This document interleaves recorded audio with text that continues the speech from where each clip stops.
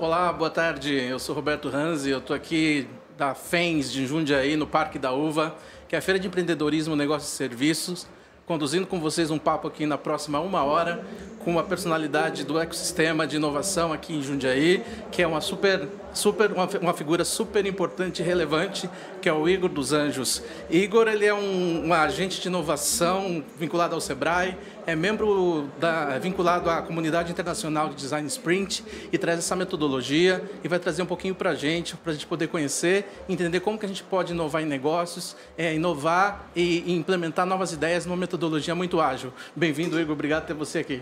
Roberto, muito boa tarde a todos, primeiramente. Agradecer, né, Roberto, um grande amigo, obrigado pelo convite. É uma honra estar aqui participando, né, desse projeto interessante de vocês. Primeira vez, eu acho que vocês estão fazendo aqui, né, com essa estrutura. Parabenizar a todos aí pela estrutura, estar aqui na feira também maravilhosa e pela oportunidade. Obrigado, Roberto. Sim, você tem razão, muito legal. Esse evento aqui tem o apoio do Grape Valley, então a gente se conheceu dentro desse movimento aqui em Jundiaí, que é um movimento de inovação muito relacionado com startups. Enfim, e a gente está hoje aqui em cooperação com esse evento aqui da Prefeitura, trazendo essa oportunidade para todos conhecer um pouquinho mais desse tema. E Igor, conta pra gente como que você chegou nisso. Você é carioca, tá aqui em Jundiaí agora, região de Louveira, e como que foi isso? Como que foi essa transição do Rio para Jundiaí? Legal, Roberto. Essa é uma pergunta que muitas pessoas fazem, né, para mim. Como que eu vim parar aqui, né, eu e minha esposa? A minha trajetória acabou que me direcionou, né, a vir para cá. Eu começo ali, quando eu falo, né, da minha jornada profissional, né, o meu background profissional é o marketing digital, né, eu venho do marketing e tive uma agência de marketing digital lá no Rio em 2006. Era tudo mato, a gente brinca, né? Era tudo mato ali na internet ainda. Então foi muito legal, porque lá eu já trabalhava com inovação, mesmo sem saber, né? Então, acho que a garotada de hoje em dia não lembra das páginas amarelas, né? Acho que nem você lembra, né, Raiz? Pela tua idade, né? Não vou revelar a idade as amarelinhas, aqui, né? Mas as páginas amarelas ali. O que eu fazia lá na agência, basicamente? Era uma agência, na época, não tinha um marketing digital como é hoje, né? As redes sociais, né? A gente não tinha nada disso. Então, eu desenvolvi basicamente um portal da cidade, onde eu pegava as páginas amarelas e cadastrava as empresas da minha cidade lá do Rio, né? Uma cidade lá do interior do Rio, próximo de Angra dos Reis ali. Então, eram páginas amarelas e eu já usava muito desse tino comercial, né? E da inovação também, né? Então, o que eu fazia? Tinha, vamos dar um exemplo aqui, uma sapataria muito conhecida, ela já estava lá cadastrada. Consegui criar o site dela, fechar o site, que na época, né, era algo novo até então, 2006, né? Criava o site daquela sapataria, pegava páginas amarelas e ligava para outra sapataria concorrente. E falava lá, né, vamos supor, a sapataria do seu João e a outra do seu Manuel. Sim. Eu falava, seu Manuel, o seu João já tá lá com a gente no portal, né? Ele tem o site. E aí, você não pode ficar para trás. E aí foi, né, conseguindo fechar ali muito, né? Era pioneiro naquela época. E fiquei com a agência de 2006 a 2010. 2010, né, nesse período ali, foi descoberto um ponto de exploração de petróleo lá na minha cidade. E a cidade cresceu muito rápido, né? Então, assim, teve um crescimento muito legal para a cidade, mas também levou muita coisa ruim junto, né? Aumentou muito lá a violência, tráfico de droga. Sim. E eu estava muito feliz, né, por estar num momento ali de sonho com a minha agência em crescimento. Cheguei lá no final, ter 9 colaboradores lá na agência, então, né, era algo pioneiro e estava tendo um crescimento. Mas não estava feliz de morar lá na cidade. Então resolvi, né, em 2010, fechar a agência e me mudar para Petrópolis, região serrana lá do Rio. Lá eu fui também terminar a minha faculdade, na minha graduação, né? Hoje eu sou graduado em administração, pós-graduado também em comunicação e marketing e mídias digitais. Mas lá na época da graduação eu queria aproveitar um pouco, né, no meu trabalho de conclusão de curso para falar um pouco a respeito daquela experiência que eu adquiri em tempos de agência. Legal. E nesse período, ali, né, finalizando ali a faculdade, 2015, 2016 ali, estava muito em alta o mobile marketing, né? O marketing através dos dispositivos móveis, celulares, tablets. E eu peguei um pouco da experiência da agência e comecei a pesquisar artigos do Google, né, para falar sobre o mobile marketing ali. Então o trabalho de conclusão de curso ficou muito legal, ficou bem completinho lá. Eu também fui assim, sempre muito fanático por metodologias, frameworks. E o meu sonho era criar um framework.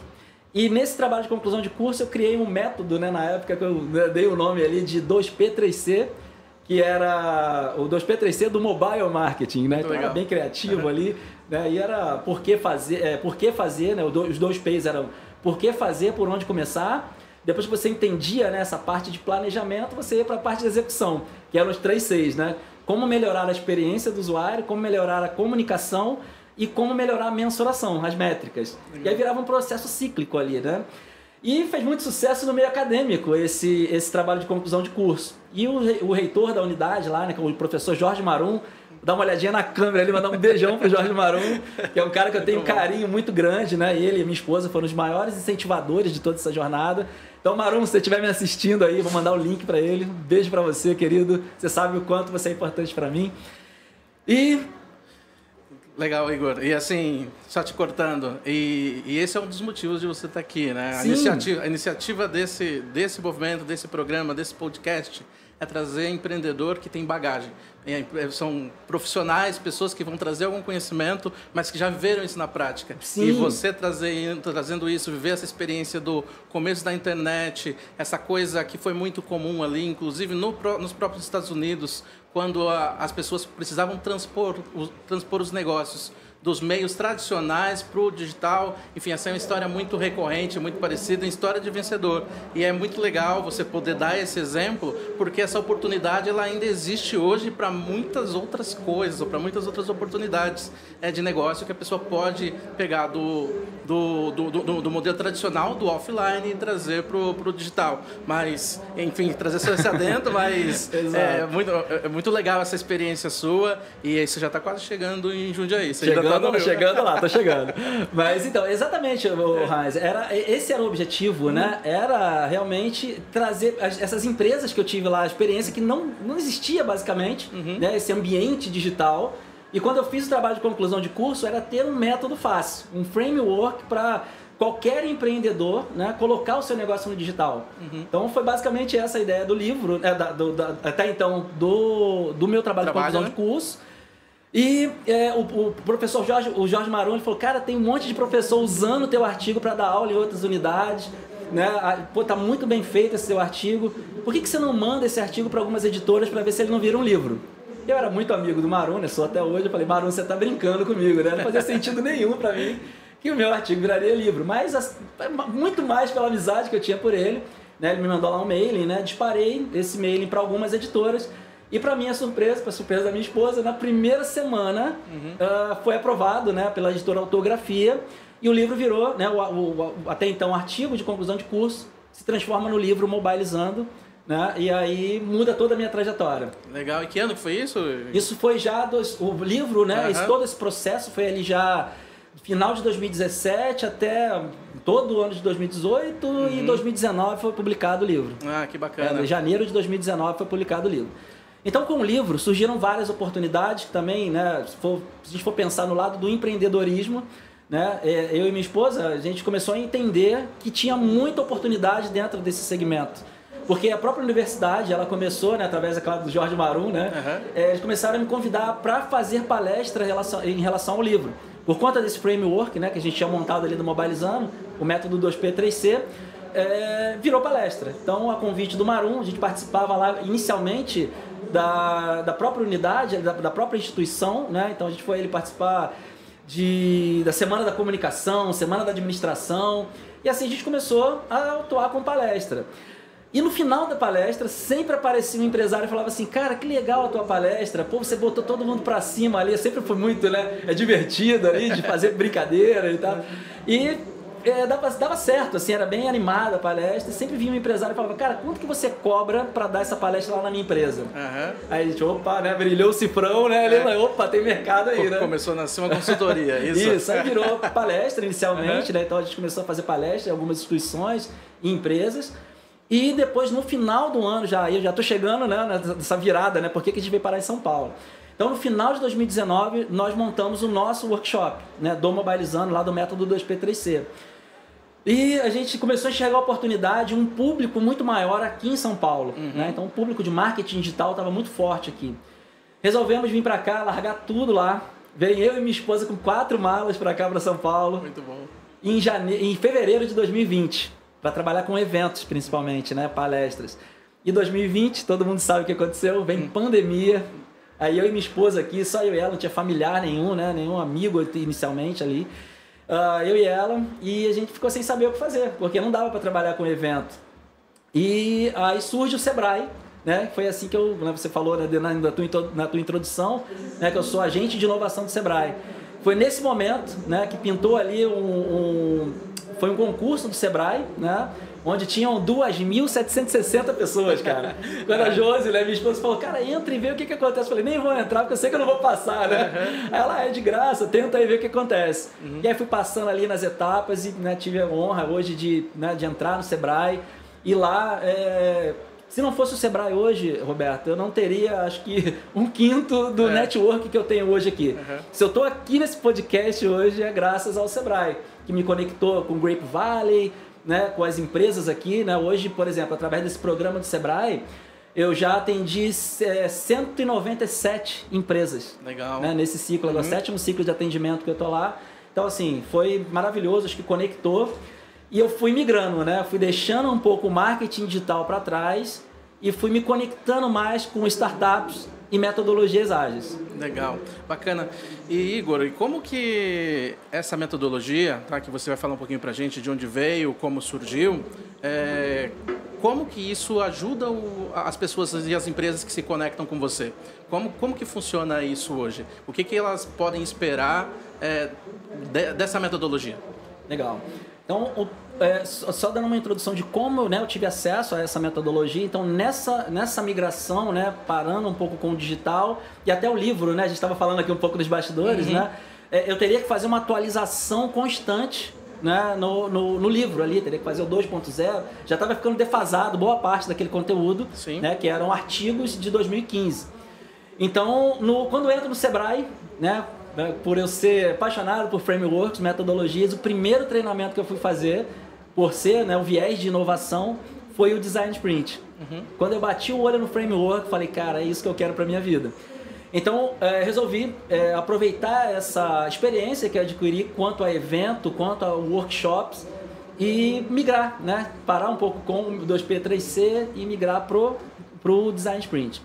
Então, hoje, quando a gente fala do Design Sprint, a maior vantagem dessa metodologia, a gente vai falar um pouco como funciona, mas a maior vantagem hoje de utilizar o Design Sprint, né, não só para startups, mas para qualquer tipo de empresa, e não precisa ser de tecnologia, tá, Roberto? Pode ser uma empresa tradicional, é a gente conseguir validar as ideias em um prazo de tempo muito curto. Então, quando a gente fala do modelo tradicional de lançamento de ideias no mercado, existe uma jornada, né, são 4 pontos basicamente, onde o primeiro ponto é a ideia. Para você montar qualquer coisa, para você lançar um novo produto ou serviço no teu negócio, o primeiro ponto é a ideia. Depois que a ideia está muito bem construída na tua cabeça, você precisa colocar essa ideia em prática. Então deixa eu trazer aqui para algo mais tradicional, para a gente poder entender esses 4 passos. Legal. Vamos supor que você está andando no teu bairro, né? Tá fazendo uma caminhada no teu bairro ali na manhã, e você percebe que, cara, toda vez que eu quero comer um pão, que eu quero comer uns frios ali, ou tomar um café, eu tenho que ir no outro bairro, porque no meu bairro não tem uma cafeteria, uma padaria. Sim. Né? Por que eu não monto uma padaria aqui no meu bairro? Então, primeiro é um insight, é a ideia. Depois que essa ideia cresce ali em você, você fala, cara, eu vou montar essa padaria aqui no meu bairro, eu vejo uma oportunidade muito grande. Você vai para o passo 2, que é o desenvolvimento, onde você vai alugar um espaço, ou comprar um espaço, comprar maquinário, comprar os insumos, né, montar a tua padaria, montar a tua loja ali, né? Esse é a segunda etapa, desenvolvimento.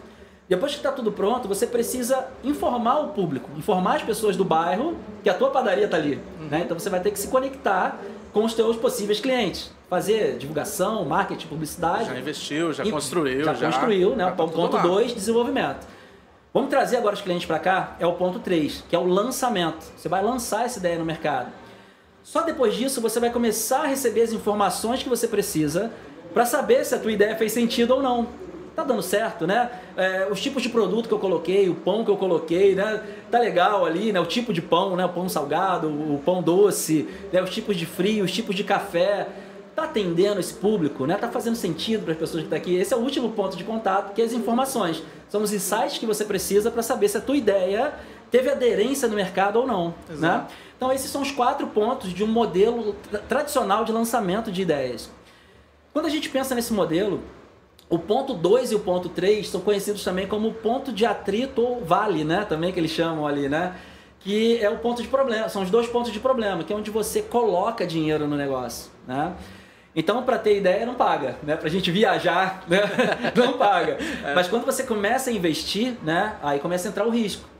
Então, existem, nesses 2 pontos, 2 grandes riscos. O primeiro é o dinheiro, você vai colocar grana ali. Então, existe uma estatística que aproximadamente de 80% a 90% da tua verba inicial que você tem do negócio vão nesses 2 pontos. Então, a gente tem que ter um ponto de atenção ali. Né? Vale a pena eu investir meu dinheiro? Vamos supor que você tenha uma herança ou você trabalhou, né, durante a tua vida toda, você vai montar essa padaria. E a padaria não dá certo. Às vezes é uma chance única que você tem, né? Chance única, um tiro único, né? Tiro único. Que acontece muito com os empreendedores né, aqui do Brasil. Então, o primeiro ponto é o dinheiro. O segundo ponto é o tempo. Demora para você dar essa volta completa. Existe também uma estatística que você leva aproximadamente 12 meses. Algumas empresas levam 18. E uma boa parte delas não chega a dar essa volta. Porque uma estatística também legal do Sebrae é que cada 5 empresas que abrem no Brasil, uma fecha dentro de 12 meses. Então olha o risco que está ali, quando você fala de dinheiro e de tempo para completar esse ciclo. E é exatamente ali onde entra o Design Sprint. O Design Sprint, né, foi inventado em 2010 pelo Design Jake, né, lá no Google, é uma metodologia do Google. E foi feito exatamente para isso. E o autor ele fala que o Design Sprint é basicamente uma máquina do tempo. Ela te ajuda a dar um salto para o futuro, para que você não precise passar pelos 4 pontos de contato. Você vai do ponto 1 para o ponto 4 em apenas 5 dias. Legal. Então, ao invés de você levar 1 ano e colocar dinheiro e dedicar esse tempo todo, você em 5 dias consegue entender se essa padaria vai dar certo lá no teu bairro. Bacana. Agora eu fiquei super curioso aqui, né? Assim como eu imagino que a maioria do pessoal que está nos assistindo. Não sei se é possível ilustrar aqui. Como seria, então, a aplicação do Design Sprint no lançamento que você trouxe, como exemplo, que é o da padaria? Só estou com a ideia da padaria, então usando Design Sprint. Como que seria esse desenvolvimento? Dá para ilustrar minimamente? Dá pra ilustrar. Ela é o framework, né, do Design Sprint. Ele é dividido em 5 etapas, que são os 5 dias, onde no primeiro dia ele funciona. Você pode fazer isoladamente, né, você pode fazer individual, uma pessoa. Mas ele basicamente funcionaria melhor para equipes multidisciplinares. Tá. Então, de até 7 pessoas. Por que 7, né? Passando de 7, você que é o facilitador já perde um pouco do controle, as pessoas já começam a dispersar um pouco mais.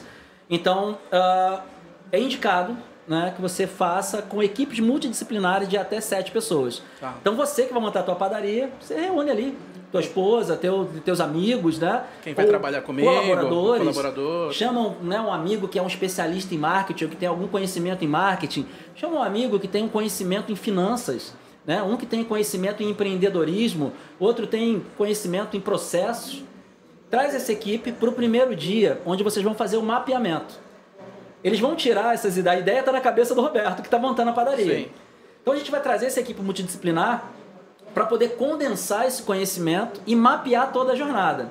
Então, como é que vai ser isso? A gente vai basicamente montar um mapa mesmo, né, onde do lado esquerdo desse mapa vai estar ali os atores. Quem são os interessados, as pessoas que vão fazer parte dessa jornada? Basicamente, construir persona. Sim. Né?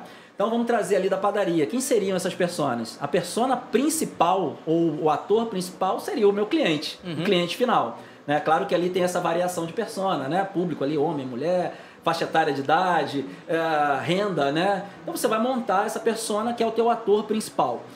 Quem são os atores secundários? Meus fornecedores, a própria prefeitura que precisa liberar as licenças, se a gente vai fazer entrega, os entregadores. Então entram ali alguns personagens secundários. Então a gente vai construir, primeiro passo dessa jornada, os atores. Depois a gente vai para outra ponta onde a gente vai entender o objetivo. O que a minha solução vai trazer de benefício aqui para o meu bairro? Então, o que ela vai resolver de problema? A gente vai entender essa resolução de problema na outra ponta. E o meio fica muito mais fácil quando a gente entende uma ponta e a outra, os pontos de contato desses atores até chegar do outro lado, que é o objetivo final. Legal. O que essa minha solução, o que essa minha ideia vai solucionar? Então a gente cria todo esse ponto de contato. Depois que a gente faz isso, fica simples da gente entender essa jornada e a gente começa a construir as macroetapas. A gente vai dividir em macroetapas. Vamos pensar num funil, né? Um funil de marketing. Primeiro ponto, né? Topo de funil, né? O que acontece ali, né? Então vai ter essa jornada. Isso aqui eu estou dando um exemplo. É claro que existem várias formas da gente mapear essas macroetapas, tá? Mas estou dando um exemplo que fica simples aqui de entender, que é um funil, por exemplo. Primeiro passo, topo de funil, né? Esse primeiro contato com o cliente, depois ele já está começando a querer conhecer um pouco mais, então o meio de funil. E lá no final, o fundo de funil, onde a gente vai começar a fazer as conversões. Esse é um exemplo clássico, né? Dessas macroetapas. Dividimos em macroetapas, fica fácil da gente entender pontos de atrito que a gente precisa melhorar para que a solução seja fluida, para que não tenha nenhum problema nesses pontos de contato. Esse é basicamente o primeiro dia, mapear. A gente volta para o segundo dia, onde a gente vai construir esboços da solução. Então chama a etapa de esboçar. A gente vai começar a construir mesmo o rascunho da ideia, né? Sim. Então, como que vai ser a padaria, ou como essa solução vai funcionar. E aí, cada membro da equipe vai começar a fazer esse rascunho, no papel mesmo, né? Então, desenhar um rascunho mesmo. E nenhum membro da equipe vai ver o que o outro está fazendo ou vai influenciar no que o outro está fazendo. Isso é muito legal. A gente trabalha individualmente para trazer resultados no coletivo, né? Por que o Design Sprint atua dessa maneira? Se a gente trouxer ali a pessoa que teve a ideia, né, que vamos botar o CEO da empresa, e ela fala muito bem, ela se comunica muito bem, ela é uma oradora nata ali. Ela consegue convencer todo mundo. Tem um poder de convencimento dela muito grande. É a correta ou a melhor, né? Exato. Se ela começa a construir, falando para a equipe, a minha ideia é assim, porque eu enxergo dessa maneira, ele vai vender muito bem o peixe dele e ele vai contaminar as outras pessoas. Trazendo para um processo de vendas, por exemplo, né? A gente tem lá o gerente de vendas e a gente tem lá na ponta o vendedor. Pode ser que a ideia do gerente, né, seja o passo a passo muito fluido na cabeça dele. Mas quando ele coloca isso na prática, o vendedor vai falar assim, não, peraí, esse ponto aqui não funciona muito bem assim. Né? A gente precisa fazer de uma outra maneira. Então a gente vai pegar todas essas ideias. Então a pessoa, por exemplo, que é mais introvertida, ela é mais tímida, pode ser que a melhor ideia seja dela. Então a gente constrói esses esboços em silêncio, individualmente, para poder extrair o melhor de cada um sem um influenciar na ideia do outro. Então esse é o segundo passo, é o esboço. Ninguém viu o que o outro fez. A gente volta para o terceiro dia, onde a gente vai escolher qual das ideias tem mais chance de sucesso baseado no conhecimento das equipes. Então é um momento de votação. Né? É muito legal, né? Eu gosto muito de falar dessa primeira ferramenta da quarta-feira do Design Sprint, que é o Museu de Arte, onde a gente coloca todos esses esboços que nós criamos na terça-feira, a gente coloca na parede mesmo, como se fossem quadros, e a gente dá um tempo ali para todos os membros darem uma olhada em todos os esboços em silêncio, avaliando, entendendo o que chamou a atenção, né? E a gente vai criando processos de votação para entrar em um consenso. E aí essas votações são super importantes também para a gente ter uma linha de trabalho. Então, a parte da manhã da quarta-feira, né, do terceiro dia, que é a parte de decisão, né, então onde a gente vai decidir qual esboço tem mais chance de sucesso, a gente vai fazer essas votações. Escolhemos o melhor esboço, a parte da tarde a gente vai criar o storyboard, que aí o storyboard é muito interessante, né, muito utilizado hoje no cinema. Por exemplo, Hollywood, né, utiliza muito storyboard, onde a gente vai realmente fazer um rascunho mais bem definido. Esse rascunho do esboço é um storyboard, basicamente, né, no segundo dia, um storyboard de 3 telas. Esse a gente vem no terceiro dia, né, na quarta-feira à tarde, a gente vai criar um storyboard de 15 telas, muito mais bem desenhado ali, muito mais bem detalhado. E utilizado no cinema, né, eu trouxe esse exemplo porque imagina se você vai construir, né, você está ali gravando um filme e você contrata um ator de Hollywood, né, com aquele salário astronômico, e o cara chega lá e não sabe o que ele vai fazer na cena. Então, por isso que os estúdios lá de Hollywood, não só de Hollywood, mas todo esse segmento, né, cinematográfico, utiliza muito storyboard para isso. Para você entender o que vai ser feito antes de começar a colocar em prática. Então, a parte da tarde do terceiro dia, a gente vai criar o storyboard. Esse storyboard pronto, ele facilita para o quarto dia, onde a gente vai construir o protótipo. E é ali que é a sacada do Design Sprint. Legal. A gente não precisa, por isso que ele é muito rápido, né? A gente não precisa construir o projeto, né, passo a passo. Vou trazer um outro exemplo, eu gosto muito de trazer exemplos aqui. Muito bom. Por exemplo, a gente não precisa construir um aplicativo. O que é caro em um aplicativo? O que leva tempo. É o tempo de execução, da programação e o custo que isso tem do programador, né? Se torna muito caro. Né? Hoje o profissional de programação é um profissional escasso, né? No mercado. Tem muito mais demanda do que profissional qualificado hoje. Isso torna esse profissional muito caro. Então imagina que você teve uma ideia de um aplicativo e essa ideia é muito legal para você, mas você não sabe se ela vai funcionar na tua empresa e você contrata ali um profissional para construir esse aplicativo e esse aplicativo custa 80 mil reais, 120 mil reais. Quando você coloca em prática não funciona. O protótipo, ele ajuda a criar uma casca, né? Sim. Trazendo mais uma vez para os estúdios de Hollywood, né? Quando a gente vê um filme, por exemplo, de faroeste, um filme muito bacana ali, aquela cena que chega, né? O ator ali, né? Em cima de um cavalo, naquele ambiente ali, né? A gente se transporta lá para o Velho Oeste, né? Uhum. E não tem nada daquilo, é só uma casca, né? É tudo cenográfico ali. Por trás daquele cenário, só tem ali o quê? Andaimes, madeira, né? Então não tem aquilo. Então o protótipo é basicamente isso. A gente vai construir uma fachada, né? Onde a gente consiga testar com algumas pessoas do nosso público-alvo. Então a gente vai fazer basicamente uma fachada. A gente vai construir esse protótipo no quarto dia. Então o aplicativo acho que é um bom exemplo, né? Hoje existem várias ferramentas que ajudam a gente a criar, né? Somente simular esse aplicativo, sem nenhuma programação por trás. Isso deixa muito rápido e muito barato a construção dessa ferramenta. Bacana. Deixa eu pegar um ponto aqui, Igor. Assim, antes de você chegar no quinto dia, aqui eu estou curioso para saber o que acontece nele também, mas a gente já consegue ver aqui, eu consigo pelo menos enxergar, bastante diferencial e vantagem no uso dessa metodologia.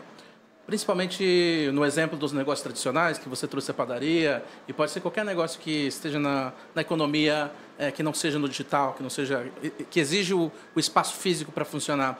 Que muitas vezes os negócios não dão certo porque ele não foi previsto da maneira correta, né? Ou o processo não foi identificado corretamente, ou não foi identificado que tinha um problema de concorrência, ou não foi identificado que o processo de produção precisava ser diferente, precisava ter um custo, precisava ser um processo mais barato, que já existia opção melhor no mercado para ser aplicada, né? Então o negócio nasce com a ideia do dono, que muitas vezes tirou da cabeça dele, né? E ele não considerou tudo, porque ninguém é capaz de considerar tudo. Então eu já considerei aqui, eu já estou entendendo que essa metodologia é muito importante. Por quê? Porque primeiro ela consolida visões, né? E o conjunto de visões é muito melhor do que a visão de uma pessoa só, normalmente. E toda essa questão processual que ela traz, né? Então, no final, você tende a chegar num produto melhor do que você teria, com menos chances de falha do que se você tivesse feito sozinho. Então, aqui eu já tô adorando e enxergando muita conexão com os empreendedores aqui da FENS, com os empreendedores que possam estar nos assistindo, que tem um negócio da economia tradicional, né? Que não tem tanto do digital ainda, mas que está o tempo todo testando seus negócios, trazendo ideias e conectando com o público. Então, eu já adorei até agora. Maravilha, que bom que fez sentido. E assim, hoje, a gente vai falar um pouquinho mais sobre isso também, né? Ela é muito utilizada hoje no Vale do Silício. E, basicamente, o Design Sprint está lá para entender essas ideias, né? A gente fala um pouquinho mais sobre isso daqui a pouco. Para a gente finalizar aqui, para não perder. Falta um dia. Falta um dia. Só trazendo, cara, acho que foi muito interessante você trazer para o empreendedor, né? Que vai fazer algo tradicional. É muito natural para mim, porque assim, hoje eu sou UX designer, então eu trabalho muito com design de produtos digitais. Mas tem um grande exemplo de fazer um protótipo para um produto físico, ou para algo, não um produto, mas algo físico. O McDonald's, né? Então eu recomendo, para quem não viu ainda, o filme Fome de Poder, né? É um filme muito interessante, tem uma cena onde os irmãos McDonald's, eles estão testando, melhorando ali a esteira fordista, né? O layout, né? O layout. Então, trazendo um protótipo para algo tradicional, ali é um dos melhores exemplos, onde eu uso, inclusive, nas minhas palestras, né? Para falar sobre protótipo físico, os irmãos McDonald's. Naquela cena onde eles pegam a equipe, vão para aquela quadra de basquete e rabiscam ali, né, no chão com giz, né? Por exemplo, a fritadeira que tem 1 metro por 1, eles desenham ali e pedem para os funcionários ficarem simulando a atividade deles, para poder melhorar o processo. Então ali ele estava nada mais, nada menos, né, do que fazendo um protótipo para definir um processo. Então é muito legal, a gente pode fazer dessa forma, maquete, a gente pode fazer, por exemplo, tem até no livro do Design Sprint, né? O teste de uma câmera digital apegada na mão, onde a empresa ela cortou isopor, né? Foi modelando ali, não tinha impressora 3D na época, né? Mas ela modelou em isopor para poder ver a pegada na maneira que a empresa estava imaginando. Hoje, né, um grande exemplo, existem as impressoras 3D, né, para quem tem acesso a isso, para fazer protótipos, né, antes de começar a levar o produto para larga escala, né, prototipar ele antes em uma impressora 3D. Então existem N maneiras de fazer um protótipo hoje e ajuda muito nesse processo, a tornar rápido e barato. E chegamos finalmente no último dia, né? Montamos o protótipo. No último dia, o que a gente vai fazer? Vai fazer o teste. Ali é onde o bicho pega, né? A gente vai ter o resultado final. Lembra lá no primeiro dia que o primeiro passo que a gente faz é mapear o ator, né? O ator principal, e a gente entende quem é o público que a gente quer alcançar.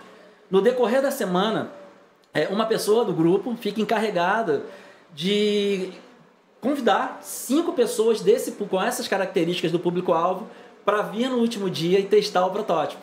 Então ali a gente tem todos os detalhes, tudo que a gente precisa saber para ter os padrões que a gente precisa e as respostas que a gente precisa para saber se nossa ideia vai fazer sentido no mercado ou não. Então a gente vem ao longo da semana convidando 5 pessoas para fazer os testes no 5º dia. Então o 5º dia é o teste. E é muito legal, né? Muitas pessoas perguntam assim, Igor, mas 5 pessoas não é pouco? Né? Eu acho que muitas pessoas aqui que estão assistindo devem ficar curiosas, né? E pensar, né? Pô, mas só 5, né? E é tudo baseado em métodos, né? Métodos aprovados, tanto é que hoje está no Google. Hoje a principal ferramenta de inovação do Google é o Design Sprint. E por que o Jake Knapp ele colocou dessa maneira, né? De 5 pessoas? É baseado no mestre, né, da usabilidade, que é o Jacob Nielsen. Ele ele pesquisou, né, na década de 80, ele vinha fazendo já vários testes ali de usabilidade.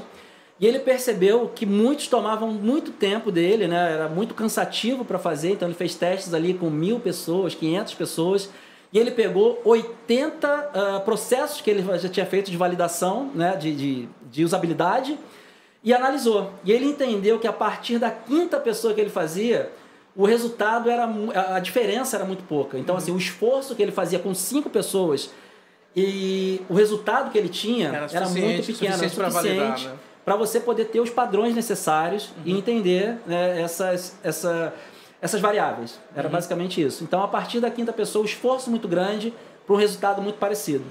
E 5 pessoas é o ideal para a gente poder ter esses padrões. Então, ao longo da semana, a gente vem convidando 5 pessoas com essa característica e no 5º dia a gente faz todos os testes ali. É uma entrevista mesmo. É basicamente isso que a gente está fazendo no podcast agora. Vem ali 5 pessoas, onde uma pessoa da equipe fica responsável por fazer essa entrevista. Então a gente monta ali, né, tem um script a seguir, que aí está dentro da metodologia, né, todo o script, tem blocos ali, né, de perguntas que a gente vai fazer. E no final do dia, do 5º dia, a gente tem todas as respostas e os padrões que a gente precisa para saber os próximos passos. Legal. E se eu estou entendendo bem aqui, Igor, me corrija se o entendimento não for esse. A gente usou como exemplo aqui um negócio que está nascendo, uma ideia de um negócio novo, uma ideia de um novo produto. Mas essa metodologia, pelo que eu estou entendendo, ela faz muito sentido também para negócios que já rodam e que tem alguns desafios para ser resolvidos lá. Então, de repente, uma empresa que está lá com dificuldade de processo, tem dores lá dentro, problemas que estão com dificuldade de resolver. Essa metodologia do Design Sprint pode ser também aplicada nesses casos ou não? Pode. Ele é um processo, hoje é muito comum, muito usual, principalmente em startups do Vale do Silício. Ele é um processo cíclico, ele é um processo que nunca acaba. Eu vi uma foto, só vou dar um exemplo teu aqui, eu vi uma foto muito bacana tua esses dias no Instagram, você sentado de frente para um quadro, cheio de post-it, buscando melhoria para a tua empresa. Esse é um processo cíclico, é um processo que o empreendedor nunca vai parar de fazer. A gente sempre tem que buscar melhorias, sejam elas economia para o nosso negócio, melhorias em processos, novas ferramentas, novas soluções. Nós temos que ser inovadores. E o Design Sprint ele entra nesse ponto. A gente não faz só no início e acaba. Existem os sprints, novos sprints, a gente pode começar novos sprints para novos produtos e serviços, ou sprints de refinamento para o mesmo produto e serviço. A gente faz um primeiro, lembra que lá no mapa, né, a gente tem vários pontos de contato, onde a gente entende pontos de atrito? Sim.